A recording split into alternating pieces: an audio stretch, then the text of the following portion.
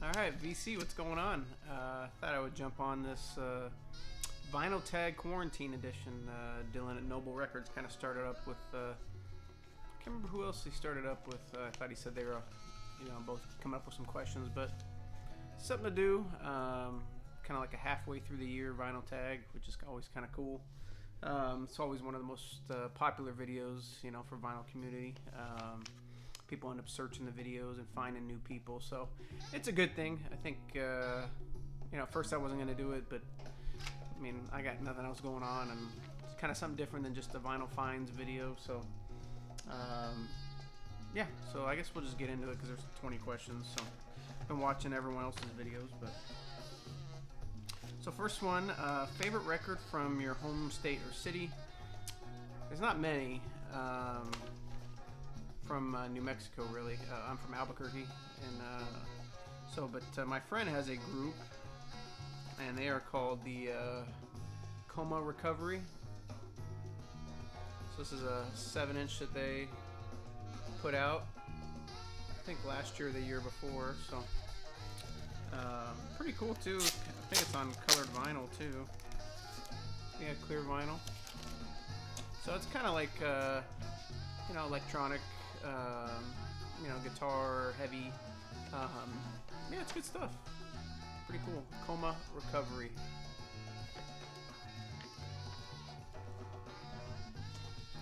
So next, an album you highly recommend. I see this group shown sometimes in the VC, but not a lot. But I never see this album shown. It's always the earlier stuff. But for me, this is, when I was in like high school and stuff, freshman year. When this came out, and this was just a crazy album. I was like, wow, this is the Descendants, Everything Sucks. Nice punk album. There's Milo. But my favorite tracks off of here would be When I Get Old. Where's the other one? Everything Sucks, obviously. And then, I don't know where to go. I think it was Rotting Out or Coffee. Oh, I'm the One. I'm sorry, I'm the One. It's another good track. Just great stuff, punk. Give it a listen. You'll like it. Tip for a beginner. So when I first started buying, records, like, a lot, going to Goodwills and stuff, I was buying literally everything. I was buying,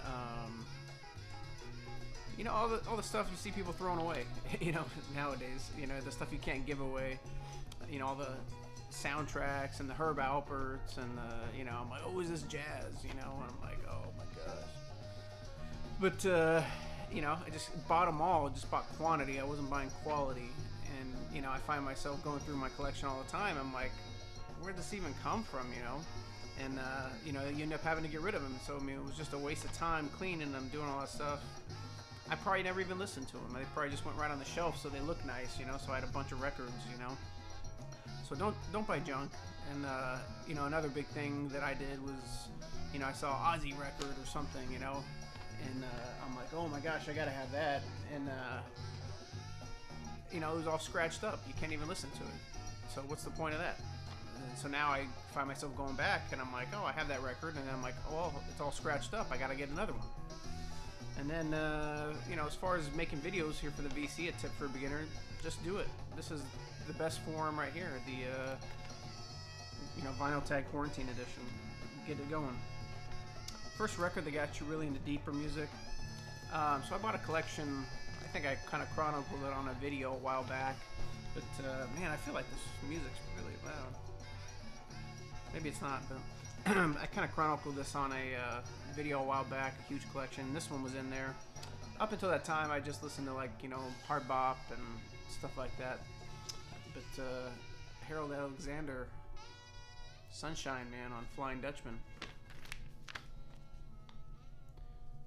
Good stuff. Anything on the Flying Dutchman now I buy, because it really is good. I'm going to show another one here shortly, too. But real nice promo copy of that.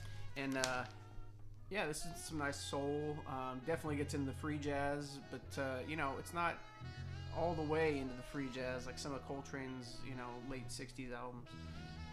So this one I think is still accessible a little bit for people that want to get into it because it has enough soul jazz on it to kind of, you know, take you on a ride instead of just like blowing your mind with the free jazz, you know. So yeah, this kind of got me into, you know, kind of put free jazz on the radar for me. So Harold Alexander, Sunshine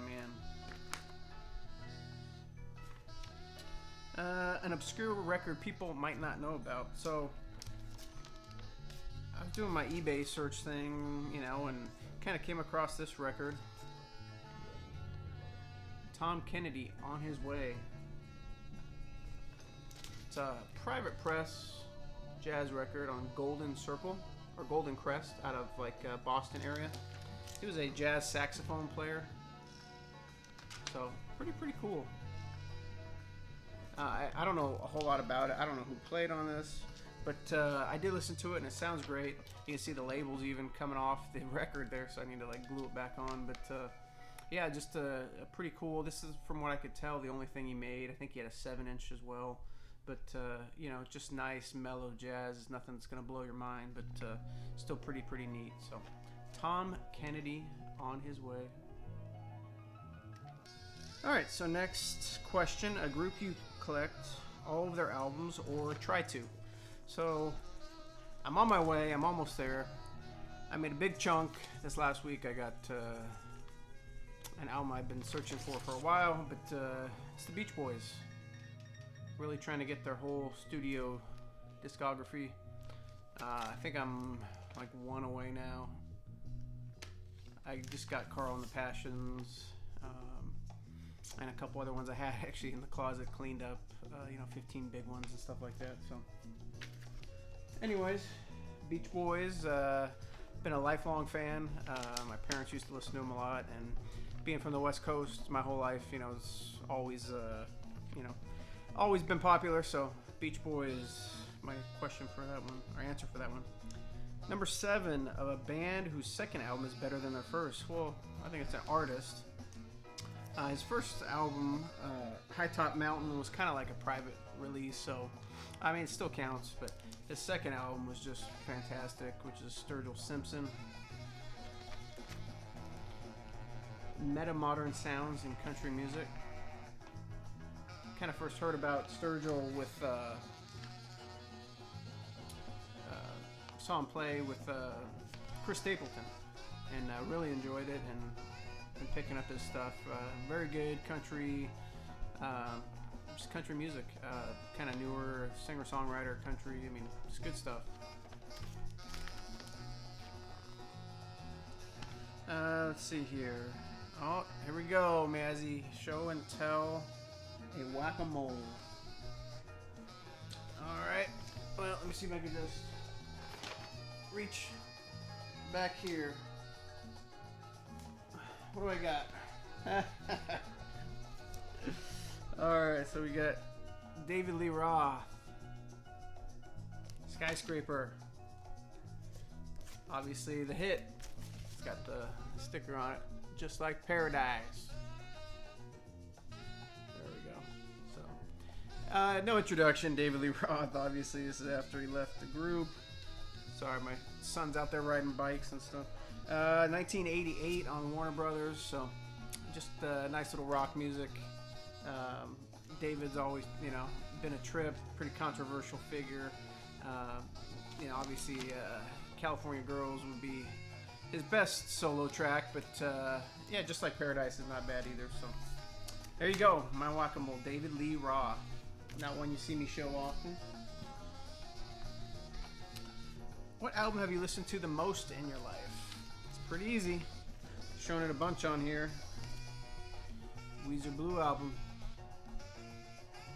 The time this came out, I was in high school, and you know, it grabbed a lot of us. You know, it was like, wow, this thing is crazy. But you know, this is just one album that has really stuck with me since high school, and I still find myself going to it all the time. So, Weezer Blue Album.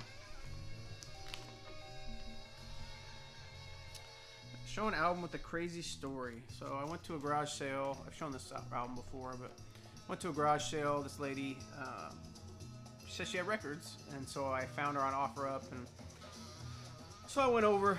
Well, first I texted her and I said, "Hey, I'd like to come see your records." And she said, "Well, I'm having a garage sale in the morning. If you just want to come by in the morning."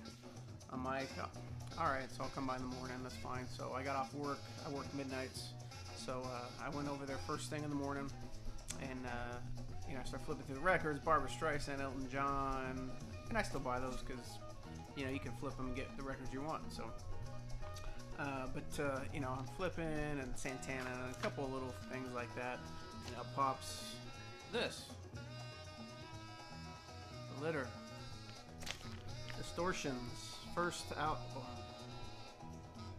Garage rock group out of Minnesota. Crazy. I mean, and I said, "How much are these?" She said, 2 for $1. Okay. 2 for $1. There it is. Incredible. Probably still my best find ever to this date.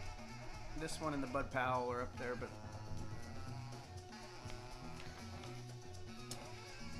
you're collecting pet peeves. So, I mean, as far as myself, I make sure that nothing goes on this turntable until it's cleaned in the ultrasonic.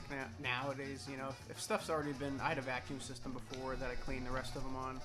So, I mean, but nothing gets played on this, Sometimes downstairs a little iffy. Sometimes I get records in and I'm like, I gotta listen to it, and I'll put it on. But this one up here, nothing goes on unless it's cleaned. So, but as far as other people, know-it-alls in the record community, you hear them talking all the time when you're at like record shows and when you're in the store, and I hate store owners that think they're above people. And it kind of puts me off on going to stores, to be honest with you. I'm there for good conversation, to have fun, and then, he's talking to his buddy the whole time, and he's just like, doesn't even, talk to you or whatever. And then when you're at the store, this is for people now, flip the records back. Just flip them back. When you're done looking, look, flip, push. Flip, push. Alright, so an album or genre people would be surprised to know you like. I kind of talked about it before a little bit too, but it'd be pop music, like female vocalists. We got some Ariana Grande, her first album. Love me some Ariana Grande. How about that? Little Britney Spears. Huh? What do you think about that? Suicide Machines on showing Britney Spears. But yeah. Fun to listen to with the my daughter really likes pop music, so anything I can get her in here hanging out listening to music, I'm all for that. A record from the year you were born. How about some Ecstasy, English Settlement from the year 1982.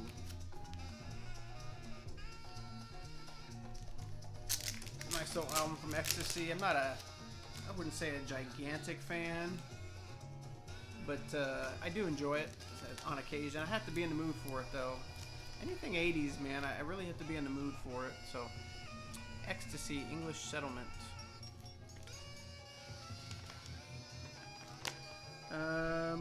Did a show a 10-inch record or share your opinions about 10-inch records.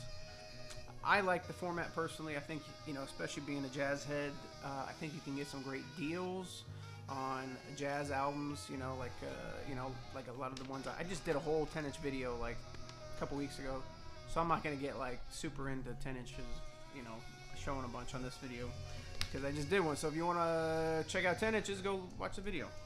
But, I think it's a good format. Like I said, punk and jazz are pretty much the primary ones I have because they were the ones that utilize that format a lot because the 10-inch format, is good for EPs and stuff like that, which is good for punk. So, I enjoy it. That's my final answer. Share an interesting fact about an album or a song. So this one right here, I actually got this at a Goodwill in Arizona when we lived there. I bought it just based off of, I thought it was going to be like The Ventures, which it kind of is, or Dick Dale, which it kind of is. But, so I picked it up, and then I was sitting in a hotel room one night, and the documentary, The Wrecking Crew came on. And all of a sudden they start talking about this album, how they were the ones that recorded it, but then they had to send people up. So anyway, the album is the Marquettes. The album's called Surfers Stomp. So this album was actually not those guys. Those are the guys that the record label hired to go on tour because the album got so popular that they had to do something. So those are not the people that actually recorded the album. The people that recorded the album are the members of the Wrecking Crew. Al Blaine, I can't remember the bass player's name now, the female. Man, I always forget their names, but yeah, so they actually recorded this, all those guys just goofing off, and it got so popular that they had to promote it. So yeah, if you watch the Wrecking Crew, they talk about this quite a bit in the album. So interesting little fact about the Marquettes, Surfers Stomp, done by the Wrecking Crew. Alright, so show an album with an animal on the cover. How about two? Van Morrison, Vidon Fleece. I'm sure somebody's already shown this, but what a terrific album. A couple look like Irish Wolfhounds on there. So obviously don't need to talk about this too much. One of his best. I was blessed to get a copy. Not one I see all the time, you know what I mean? It's a later one, but one I've been searching for a very long time. So, very, very cool. Next, show an album with crazy artwork. How about both crazy artwork and the name Crazy in the same album? How about the Crazy World of Arthur Brown? So, this is a little bit of psych, 70s music, or 68 actually, I'm sorry, on Atlantic. The group is actually called The Crazy World of Arthur Brown, so this is just a self-titled album. A lot of people already know about this album, but even the back cover is kind of a trip, you know? I do a nice cover of I Put a Spell on You on this one.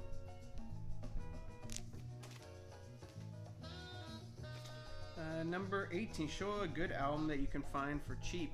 So I always, every time I hear something like that, I just think Cheap Heats, you know, El Bicho Feo, Dave Wayne out in Santa Fe, New Mexico. So it's actually what we're listening to right now, actually.